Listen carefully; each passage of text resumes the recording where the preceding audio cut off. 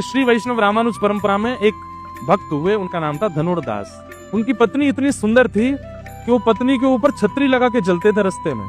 सोचो, कई बार लोगों ने सोचा ये भैया कोई बहुत बड़े घर की कन्या है, ये उसका कोई दास होगा, उसका नौकर चलता है पीछे। बाद में पता चली नौकर नहीं है, वो पतिदेव है। बोले इसके पीछे छतरी लगा के क्यों चलते हैं? और छतरी लगा के पीछे नहीं चलता है, आगे आगे चलता है, वो भी उल्टा। उसका मुख देखता रहूं, ऐसे पीछे पीछे पैर चलता है छतरी लगा के, अपनी पत्नी को देखता हुआ।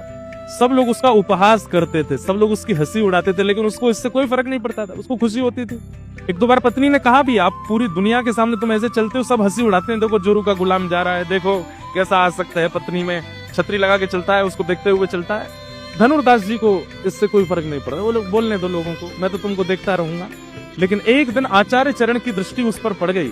भगवान की सवारी जा रही थी, पालकी में बैठ के ठाकुर जी जा रहे थे, लोग बाग नाच रहे हैं, गा रहे हैं, गाजे बाजे बजा रहे हैं, लेकिन इतनी व्यवस्था में भी धनुर्दास सामने से निकला, पत्नी को देखता हुआ ही निकला। गाजे बाजे, नाच गाना, पुष्प वर्षण, ठाकुर जी की पालकी, इतना सब कुछ होते हुए भी धनुर्दास ने एक बार भी इधर नहीं देखा, पत्नी को देखता हुआ ही जा रहा है। और इस क्रिया को श्रीमद रामानुजाचार्य भगवान ने देख लिया।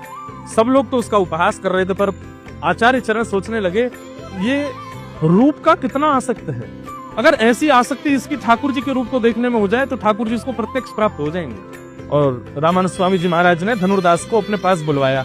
धनुर्दास पहुंचा तो रामानंद स्वामी जी बोले, भाई तुम अपनी पत्नी से बहुत प्रेम करते हो। बोले वो है इतनी सुंदर, मैं क्या बताऊं, उसको देखे बिना मेरा मन ही नहीं लगता। तो रामानंद स्वामी जी महाराज बोले, अगर तुम्हारी पत्नी से सुंदर अगर मैंने किसी को दिखा दिया तो तुम क्या करोगे? तो धनुर्दास ने कहा, पहली बात तो मेरी पत्नी से सुंदर कोई होगा नहीं, लेकिन अगर उससे सुंदर भी आपने मुझे कुछ दिखा दिया तो मैं आपको वचन देता हूं, मैं जीवन भर उसका दास बन जाऊंगा, आप दिखाओ।